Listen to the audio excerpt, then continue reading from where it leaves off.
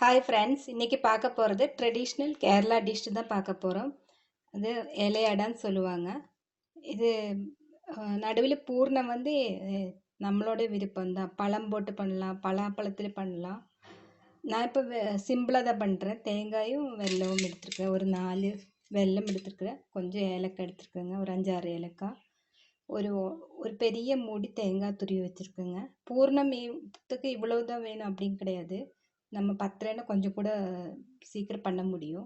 அப்புறம் மேல் மாவுக்கு ஒரு கப்பு அரிசி மாவு எடுத்துருக்கேங்க. இது வறுக்காத அரிசி மாவு தான். அப்புறம் கொஞ்சம் கீ வேணும்.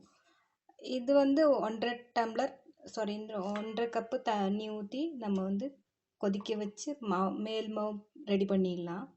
அப்புறம் இலை வேணுங்க. இலை வந்து கொஞ்சம் வாட்டிடணும். வாட்டினா தான் கட் பண்ணி இதெல்லாம் எடுத்து நம்ம மடிக்கணும். அதுக்காக இப்படி பண்ணிடலாம். ஃப்ரெண்ட்ஸ், இப்போ இலையை வாட்டிடலாங்க.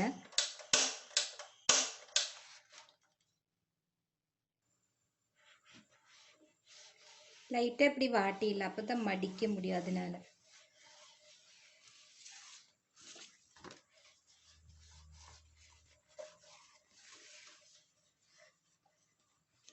இப்படி ஃபோல்டு பண்ண முடியும், இல்லைன்னா கிழிஞ்சிரு சீக்கிரம். அது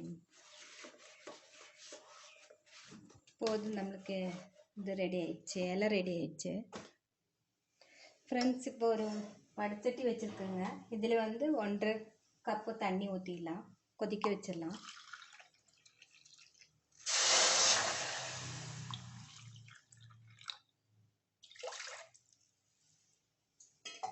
நல்லா கொதிக்கட்டும். ஒரு பிஞ்சு சால்ட்டு போட்டுடலாம்.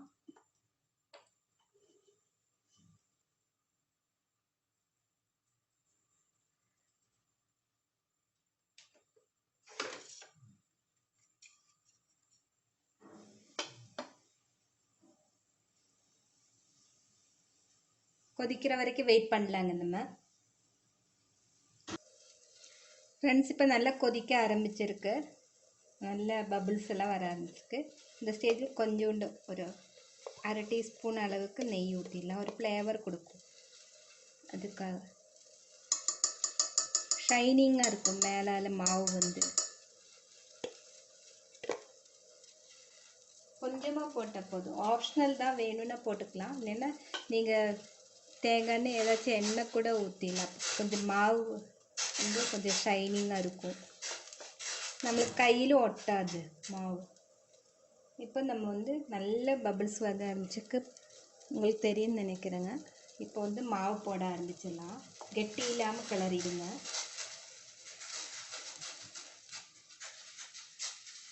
கொஞ்சம் கொஞ்சமாக போட்டு அப்படியே கிளறி விட்டுருங்க. மாவு வெந்துருங்க. அடுப்பு சீன் பண்ணிடலாம். இப்போ பாருங்க, மாவு ரெடி ஆயிடுச்சு. நம்மளுக்கு மேல் மாவு ரெடி ஆயிடுச்சு. இது நல்லா ஆறின பிறகு நல்லா பிசைஞ்சிடணுங்க.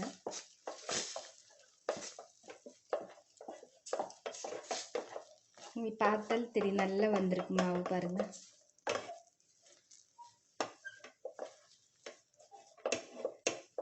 அந்த பச்சை மாவு எங்கேயும் இருக்கக்கூடாது. நல்லா கிளறி விட்டுருங்க. இப்படி பாருங்க, உருண்டு வந்துடுச்சு. இந்த ஸ்டேஜில் இறக்கி வச்சுட்டு நம்ம நல்லா இது பிசையணும். ஆறின பிறகு கொஞ்சம் கை பொறுக்கிற சூட்டில் நல்லா பிசைஞ்சு வச்சிடலாம். இது ஆறதுக்குள்ளே நம்ம வந்து பூர்ணம் ரெடி பண்ணிடலாம். ஃப்ரெண்ட்ஸ், இப்போ 4 வெல்லம் வச்சுருக்குறேங்க நான். இப்போ நம்ம பூர்ணத்துக்கு எவ்வளோ தேவையோ அது பார்த்துட்டு நீங்கள் வெல்லம் எடுத்துருங்க. இப்போ இதில் முழுகிற அளவுக்கு தண்ணி ஊற்றிடலாம். நம்ம பால் காய்ச்சிட்டு வடிகட்டிட்டு திருப்பி தேங்காய் பூல் போட்டு பூர்ணம் பண்ணிடலாம். இது தாகட்டும், அதுக்குள்ளே நான் வந்து ஏலக்காயெல்லாம் நுணுக்கிட்டு வந்துடுறேங்க. ஃப்ரெண்ட்ஸ், இப்போ வந்து இதில் வெள்ளைப்பாவு நம்ம வந்து ஊற்றிடலாம், வடிகட்டிடலாம்.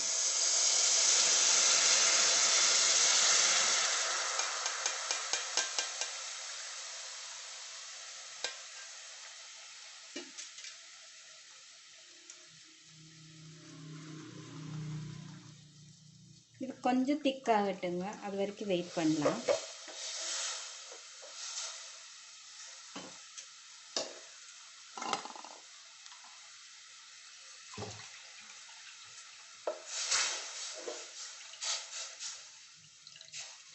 நல்லா தெரியுதா என்னன்னு தெரியல, இங்கே கரண்ட் இல்லைங்க, கொஞ்சம் பொறுத்துக்குங்க.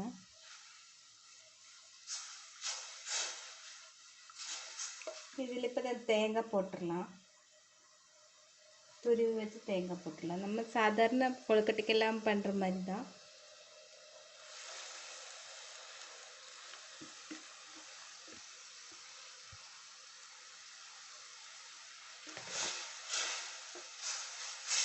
இதில் நீங்கள் வந்து அவல் கூட மிக்ஸ் பண்ணிடலாம்.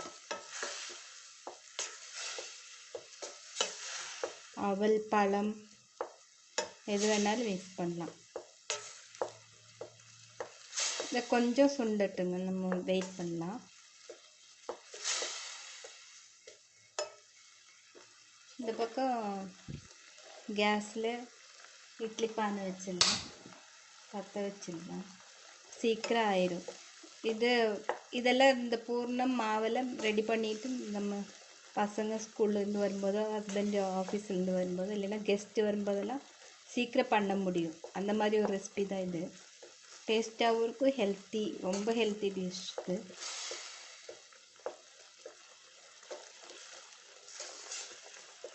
இது பாருங்கள், 5 நிமிஷத்தில் இப்போ இந்த தண்ணியெல்லாம் சுண்டிடும்.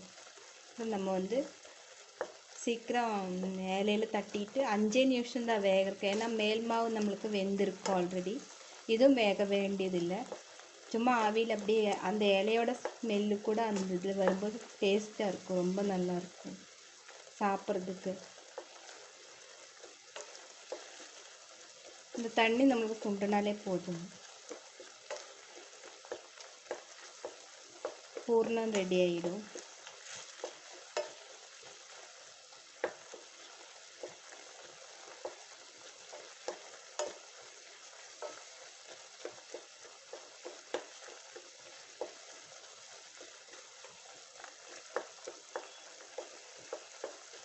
ஒரு 5 நிமிஷம் நல்லா கிளறிடலாம், வெயிட் பண்ணலாம் நம்ம.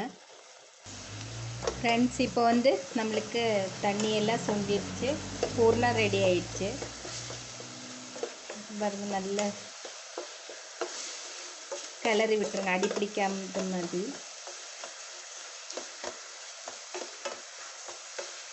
ஒரு 2-3 நிமிஷம் கூட கிளறி விட்டால் இது ஆயிடுச்சு, பூர்ணம் ரெடி ஆயிடுச்சு. இப்போ இதில் ஏலக்காய் போட்டுடலாம், ஃப்ளேவருக்காக போட்டுடலாம் ஏலக்காய்.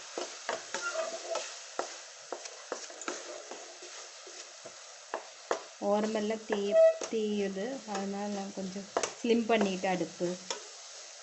இப்போ தான் ரெடி ஆகிடுச்சு பாருங்கள், தண்ணியே இல்லை, நல்லா சுண்டிடுச்சு. இதை எடுத்துடலாம் நம்ம.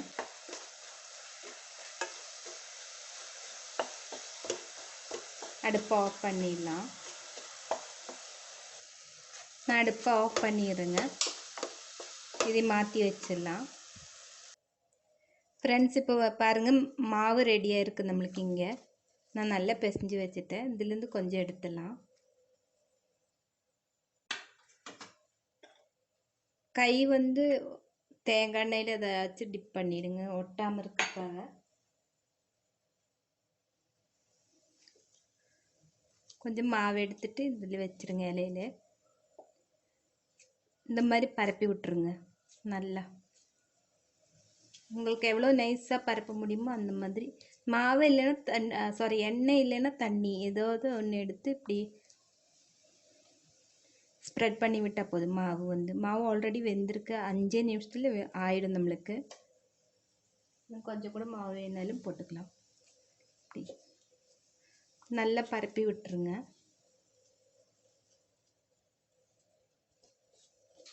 தண்ணினாலும் ஓகே. இப்போ இப்படி பரப்பி விட்டுருங்க. மாவு என்ன ஆச்சுன்னா, நான் கொஞ்சம் பிசைஞ்சு வச்சு கொஞ்சம் நேரம் ஆயிடுச்சு, அதனால கெட்டி ஆயிடுச்சு. நான் என்ன பண்ணேன், கொஞ்சம் கூட தண்ணி ஊற்றி பிசைஞ்சிட்டேன். இப்போ பாருங்கள், நல்லா பரப்ப வருது. இந்த மாதிரி நைஸாக பரப்பி விட்டுருங்க. கொஞ்சம் எண்ணெய் தொட்டு பரப்புனா சீக்கிரம் ஸ்ப்ரெட் ஆகிடும். நைஸாகவும் இருக்கும் நம்மளுக்கு.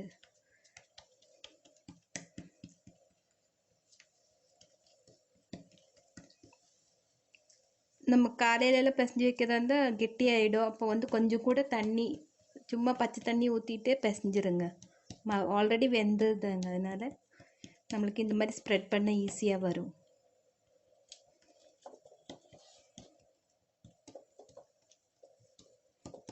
பாருங்கள், நல்லா நைஸாக வந்திருக்கு இல்லைங்களா?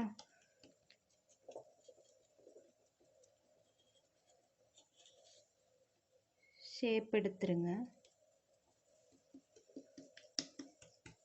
எங்கேயாச்சும் திக்காக தெரிஞ்சிருந்தால் பரப்பி விட்டுருங்க அப்படியே. இப்போ நல்ல நைஸாக வந்துச்சு. இதில் பூர்ணத்தை வச்சு மடிக்க வேண்டியதுதான்.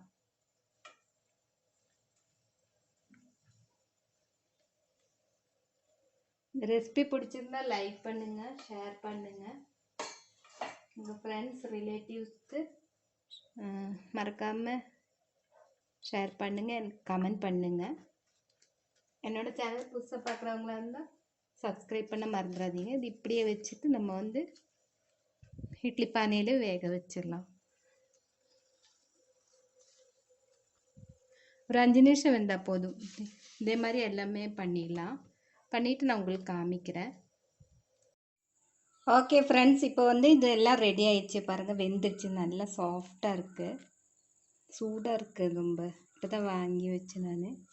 இங்கே பாருங்கள், நல்லா வெந்திருக்கு. இது கொஞ்சம் ஆறட்டும். ஆறுனதையும் நான் உங்களுக்கு சர்வ் பண்ணிவிட்டு காமிக்கிறேன். ஒரு கையால் அப்படி எடுத்துடலாம், அவ்வளோ சாஃப்டாக இருக்குது. நான் ஆறின பிறகு கட் பண்ணி காமிக்கிறேன் உங்களுக்கு.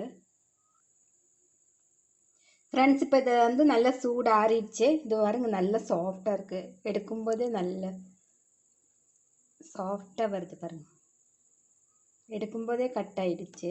அந்த மாதிரி சாஃப்டாக இருக்குது. ரொம்ப மாவு இந்த மாதிரி பிசைஞ்சு வச்சா சாஃப்டாக இருக்கும். எடுத்து சாப்பிட்றக்கும் டேஸ்ட்டாக இருக்குங்க. எல்லோரும் செஞ்சு பாருங்கள். உங்கள் கமெண்ட்ஸ் மறக்காமல் சொல்லுங்கள். இந்த வீடியோ பார்த்ததுக்கு ரொம்ப ரொம்ப தேங்க்ஸ்.